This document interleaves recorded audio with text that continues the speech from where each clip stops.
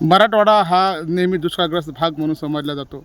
मात्र आपण जर पाहिलं तर दिवसेंदिवस उन्हाची तीव्रता आता मोठ्या प्रमाणात वाढत चालली आणि यामध्येच मात्र आणखी एक शेतकऱ्यावर मोठं संकट उभं राहण्याचे चित्र आपल्याला पाहायला मिळते. त्याचं कारणही देखील असं आहे की आता यावर्षी मात्र मराठवाड्यामध्येच नव्हे तर राज्यामध्ये आता कमी यावर्षी पाणी जे आहे ते कमी प्रमाणात दाखवलं आहे. यावर्षी पाऊस कमी प्रमाणात पडणार असल्यामुळं पुन्हा एकदा शेतकऱ्याच्या चिंतेत भर पडली आहे.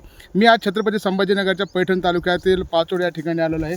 आपण पाहू शकता माझ्या पाठीमागे की या ठिकाणी शेतकऱ्याचा अख्खा बाग जो आहे ते पाण्याअभावी जळून खाक होत चाललेला आहे. त्यामुळे कुठेतरी शेतकरी आता विचलित झालेला आहे, त्रस्त झालेला आहे. कारण की आता त्याला जसं आपण लेकराला पोट हातापर्यंत सांभाळतो तसंच या फळबागाला देखील शेतकरी त्याचप्रमाणे सांभाळत असतो. मात्र आज त्याला त्याच्या फळबागावरती कुऱ्हाड चालवण्याची वेळ आलेली आहे. कारण की आपण जर पाहिलं तर हे विदारक चित्र जे आहे तर पैठण तालुक्यातील पाचोड या भागातील आहे आणि शेतकरी अक्षरशः आपल्या मोसंब्याच्या बागावरती कुऱ्हाड चालवत असताना देखील आपल्याला पाहायला मिळते. आपण त्या शेतकऱ्याशी चर्चा करणार आहोत की नेमकं त्याला ही वेळ का आलेली आहे. मला सांगा की आपण जे आहे तर एक लहान लेकराप्रमाणे झाडाला सांभाळतात आणि आज तुम्हाला यावरती कुऱ्हाड चालवण्याची वेळ आलेली आहे. जी आमची 2 घंटे मोटर चालत होती ती अर्ध्या घंट्यावर मोटर येऊन टेकली.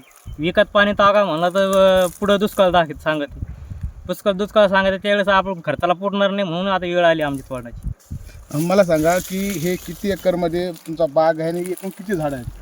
हे 2 एकर बगीचे आहे, 300 झाड आहे. अच्छा, 300 झाड आहे पण मग आता काय करणार आहे, पाणी अर्धा तासाचं मोटर चालणार, विकत पाणी टाकू शकत नाही. पण मला सांगा हे आत्तापर्यंत तुम्ही या झाडाला किती खर्च केलेला आहे आणि हे झाडं कधी लावलेले आहेत, किती वर्षाची ती? आता हे वर्ष 7-8 वर्ष झाड आहे, 8 वर्ष झाड आहे. 5 वर्ष तर आम्हाला असे सांभाळावं लागले, 5 वर्ष तर उत्पन्न देतच नाही. 6व्या वर्षी उत्पन्न द्यायला लागले तर त्याचा भाव सापडाना.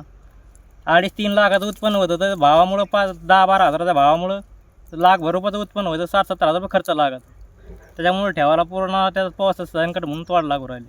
आपण जर पाहिलं तर दरवर्षीच आपल्याला दुष्काळग्रस्त भाग म्हणून पाहिला जातो हा मराठवाडा आणि त्यामध्ये जर तुम्ही एवढे तळ हाताप्रमाणे हे झाडं सांभाळायचे आणि आज तुम्हाला यावरची कुऱ्हाड चालवण्याची वेळ आलेली आहे.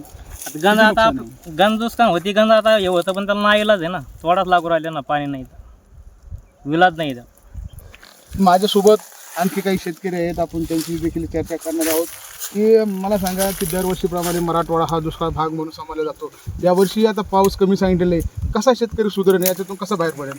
काय सुधारणार? पाऊस नसल्यास या पावसावरच शेतकऱ्याचं हे राहतं ना. पाऊस पडला तर शेतकरी खुश राहतो, पाऊस जर नाही पडत काय आहे शेतकऱ्यापाशी? कसं जगायचं शेतकऱ्यांनी? कसे जगणार आहे? काबड कष्ट करूनच मराठी वेळ आहे ना शेतकऱ्यावर.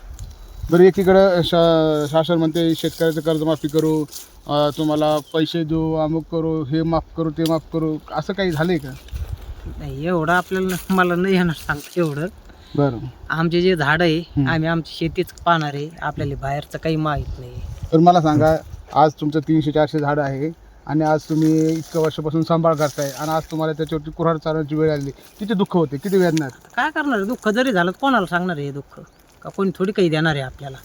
झाडं तुटले बाबा हे धर तुला मदत म्हणून. आपलं कर्ज आपल्यालाच फेड नाही. म्हणजे ऑलरेडी तुमच्याकडे कर्ज आहे?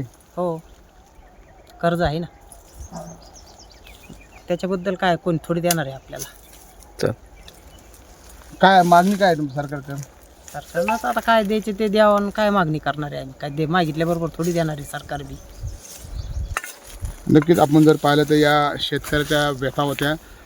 शेतकरी आर्थिक संकटात सापडलेला आहे. यावर्षी पाऊस देखील कमी सांगितलेला आहे. हवामान खात्याने जो अंदाज वर्तवलेला आहे की यावेळेस जो आहे पाऊस कमी होणार आहे. त्यामुळं आताच या पावसाची झळ, उन्हाची झळ जी आहे ते शेतकऱ्यांना सोसावं लागत आहेत. ज्या बाग होत्या त्या बाग देखील आता जळत चाललेलं आहे. त्यामुळे मात्र कुठेतरी शेतकरी आता त्याच्या उभ्या बागावरती कुऱ्हाड चालवण्याची वेळ आल्यामुळे शेतकरी आता आर्थिक संकटात सापडले आहे. मात्र शेतकरी विचलित झालेला आहे आणि सरकारकडे मागणी करत आहे की कुठेतरी सरकारने या झाडाचे त्यांना अनुदान द्यावे, कुठेतरी आर्थिक मदत करावा. मात्र सरकार या शेतकऱ्याची व्यथा समजून घेणार का हे पाहणं महत्त्वाचं ठरणार आहे. संजय आहेर, LS न्यूज, छत्रपती संभाजीनगर.